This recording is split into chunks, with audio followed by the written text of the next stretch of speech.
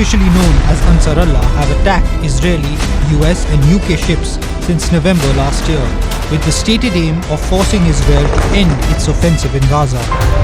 ناظرین، تباہی پھیرنا اسے کہتے ہیں۔ حوثیوں نے تو اسرائیل کی سانسیں تک بند کر دی ہیں، جس کی وجہ سے اسرائیل نے نہ امریکہ سے مشورہ کیا اور نہ کسی بھی نقطے پر سوچا، بس فوری طور پر وفد دوحہ بھیج دیا تاکہ جلد از جلد مذاکرات ہو سکیں اور حوثیوں سے ان کی جان چھوٹ سکے۔ حوثیوں نے گزشتہ موسم خزاں کے بعد سے یمن کے ساحل پر بحری جہازوں پر کم از کم 50 حملے کیے ہیں۔ ایران کی حمایت یافتہ باغی غزہ کی پٹی میں فلسطینیوں کے ساتھ اظہار یکجہتی کے لیے نومبر سے اسرائیل سے منسلک بحری جہازوں پر حملے کر رہے ہیں۔ نائب وزیر دفاع سیلسٹی والنٹ نے کانگریس کی سماعت کے دوران کہا کہ بحر احمر میں حوثی عالمی تجارت کے لیے اس اہم راستے میں خلل ڈالنے کی کوشش کر رہے ہیں، جو پچھلے سال کے آخری مہینوں کے بعد سے جہازوں پر کم از کم 50 حملے کر چکے ہیں۔ حوثیوں کے حملوں نے بحر احمر اور نہر سویز میں بین الاقوامی سمندری تجارت کو بہت زیادہ متاثر کیا۔ اس پس منظر میں امریکہ، جو اسرائیل کی حمایت کرتا ہے، اس نے دسمبر میں بحر احمر میں ایک کثیر القومی بحری حفاظتی فورس قائم کی اور برطانیہ کے ساتھ مل کر یمن میں حوثیوں کے ٹھکانوں پر حملے شروع کر دیے تھے۔ لیکن پینٹاگون کے ایک اور اہلکار نے تسلیم کیا کہ حوثی مغربی حملوں سے تباہ ہونے والے آلات کو تیزی سے تبدیل کرنے کی صلاحیت رکھتے ہیں اور یوں اسرائیل کو زیر کرنے میں ماہر ہیں۔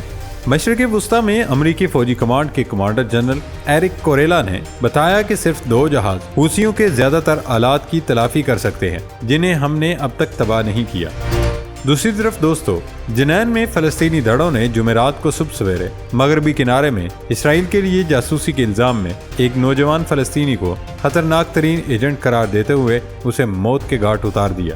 مقتول کو ہلاک کیے جانے سے قبل ہسپتال سے اٹھایا گیا اور کچھ دیر بعد اسے گولیاں مار کر ہلاک کر دیا گیا۔ فلسطینی میڈیا کا کہنا ہے کہ ایجنٹ کے ساتھ حال ہی میں اسرائیلی فوج کی بات چیت کے بعد جنین میں مزاحمتی دھڑوں سے وابستہ 3 نوجوانوں کو قتل کیا تھا۔ مغربی کنارے سے آنے والی رپورٹوں میں بتایا گیا مقتول شخص مبینہ جاسوس کا بھائی تھا، جس نے جنین اسکوائر میں موجود تمام لوگوں کے سامنے اپنی بے گناہی کا اعلان کیا، مگر اسے قتل کر دیا گیا۔ یعنی جو جال اسرائیل نے جاسوسوں کا پھیلایا ہوا تھا، وہ بھی دھیرے دھیرے ختم ہوتا دکھائی دے رہا ہے۔ کوجی ٹی وی کے معزز دوستو، 7 اکتوبر 2023 کو غزہ کی پٹی پر اسرائیلی جنگ شروع ہونے کے بعد سے مغربی کنارے میں اسرائیلی فوجی کارروائیوں میں اضافہ دیکھنے میں آیا اور روزانہ کی بنیاد پر پورے مغربی کنارے میں چھاپوں اور گرفتاریوں کا عمل جاری ہے۔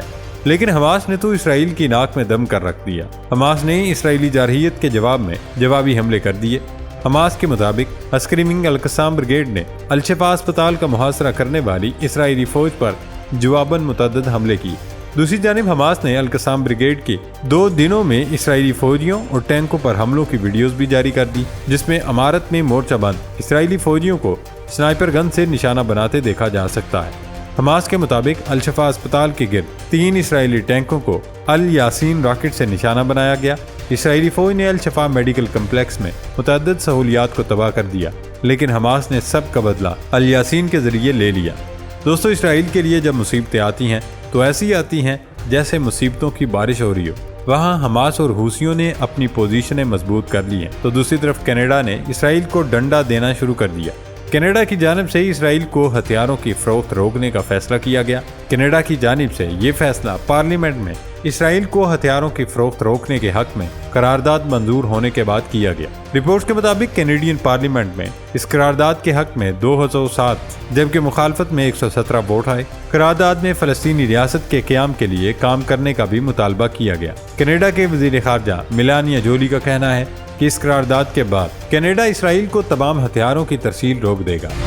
دوستو، قابض اسرائیلی فورسز کی بمباری کے نتیجے میں غزہ میں ایک دن میں مزید 100 سے زائد فلسطینی شہید ہوئے، جس کے بعد 7 اکتوبر سے جاری صہیونی بربریت میں شہید فلسطینیوں کی تعداد 31,880 سے زائد ہو چکی ہے۔ غیر ملکی خبر رساں ادارے کے مطابق اسرائیل کا غزہ کے الشفا اسپتال کا گراؤ چوتھے روز میں داخل ہو گیا۔ اسی دوران اسرائیلی بمباری کے نتیجے میں غزہ میں ایک روز کے دوران 100 سے زائد فلسطینیوں کو شہید کر دیا گیا۔ اسرائیلی حکومت نے مشرقی بیت المقدس کے اسپتالوں سے 25 فلسطینی مریضوں کو غزہ منتقل کرنے کا حکم جاری کیا ہے۔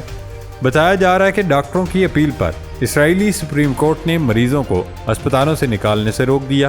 اسی طرح اسرائیلی فوج نے ہیلتھ ورکرز اور صحافیوں سے توہین امیز سلوک کیا۔ اس حوالے سے امریکی ٹی وی CNN کے مطابق زیر حراست افراد کو برہنہ کر کے آنکھوں پر پٹیاں باندھی گئیں اور انہیں زدوکوب بھی کیا گیا، جبکہ بڑھتے ہوئے تشدد نے مسلمانوں کے ماہ صیام پر ایک طویل سایہ کر ڈالا۔ تو اسپتال کے ڈائریکٹر وسام بکر نے کہا کہ عموماً رمضان کی راتیں اسرائیل کے زیر قبضہ مغربی کنارے میں شدید خطرے سے دوچار ہو گئی، جیسا کہ اسرائیل غزہ میں حماس کو ختم کرنے کے لیے اپنی تباہ کن فوجی مہم جاری رکھے ہوئے ہے، تو مغربی کنارے میں اسرائیلی افواج یا آباد کاروں کا تشدد 2 عشروں میں بلند ترین سطح پر پہنچ چکا ہے۔ متواتر فوجی کارروائیوں کی وجہ سے ہونے والے جانی اور مالی نقصان کے علاوہ فلسطینی مسلح گروپوں کے گڑھ جنین کے رہائشیوں نے کہا کہ تشدد سے سڑکیں خاموش اور ویران، خوشی ختم اور بے چینی پیدا ہوئی ہے۔ اسرائیل معمول کے مطابق ان فلسطینیوں کے گھروں کو مسمار کرتا ہے جن پر حملوں کا الزام ہے۔ وہ یہ دلیل دیتا ہے کہ اس طرح کے اقدامات دہشت گردی سے باز رکھنے کا کام کرتے ہیں، جبکہ ناقدین کہتے ہیں کہ یہ پالیسی اجتماعی سزا کے مترادف ہے۔ دوستو، اقوام متحدہ کے سیٹلائٹ سینٹر کی طرف سے تجزیہ کردہ سیٹلائٹ امیجز سے پتہ چلتا ہے کہ اسرائیلی جنگ کا شکار فلسطینی علاقے غزہ کی پٹی پر اسرائیلی حملے کے دوران 35% عمارتیں تباہ ہوئی۔ ایسے میں یہ معصوم فلسطینی اپنے روزے رکھ رہے۔ دوستو، یہی سلسلہ شام میں بھی جاری ہے۔ دنیا کے دیگر خطوں کی طرح شمال مغربی شام میں بھی رمضان جاری ہے، لیکن وہاں کے رہائشیوں کا افطار سب سے الگ ہے، کیونکہ وہ ایسا گھروں کی بجائے ملبے پر کر رہے ہیں۔ عرب نیوز کے مطابق 13 برس سے جاری خانہ جنگی، شدید معاشی بحران اور گھروں کے کرایوں میں ہوشربا اضافے نے لوگوں کو ان مقامات کا رخ کرنے پر مجبور کیا جو بموں سے تباہ ہو چکے ہیں۔ روایتی طور پر مسلمان رمضان کے مہینے کے دوران صبح سے سورج ڈوبنے تک کھانا پینا بند کرتے ہیں اور مغرب کے وقت روزہ کھولتے ہیں، جس کے لیے کھانے پینے کا سامان استعمال کیا جاتا ہے۔ لیکن شام میں صورتحال گزرتے وقت کے ساتھ مشکل تر ہوتی جا رہی ہے۔ وہاں کے لوگ پانی اور کھانے سے محروم ہو گئے ہیں۔ فضائی حملوں سے متاثر ہونے والے اس گھر کی دیواروں میں دراڑیں پڑی ہوئی ہیں اور لوگوں کو ڈر بھی رہتا ہے کہیں عمارتیں گر نہ جائیں۔ مسلسل بگڑتے معاشی حالات، انسانی المیوں اور خانہ جنگی کے اثرات نے مغربی شام کے نوجوانوں کو بھی اپنے خوابوں سے دور کرنے پر مجبور کر دیا۔ اقوام متحدہ کا ورلڈ فوڈ پروگرام فنڈز کی کمی کے باعث رواں سال کے آغاز میں شام کے عوام کے لیے امدادی کام بند کرنے پر مجبور ہو گیا تھا، جس سے ایک ایسے ملک میں صورتحال مزید خراب ہوئی جہاں پہلے سے ہی لاکھوں کی تعداد میں لوگ خوراک سے محروم تھے۔ تو دوستو، یہ تمام اعداد و شمار آپ کے سامنے رکھنے کا مقصد صرف یہی تھا کہ آپ کو اندازہ ہو سکے کہ دنیا کے دیگر ممالک میں مسلمان رمضان کے دوران کس اذیت سے گزر رہے ہیں۔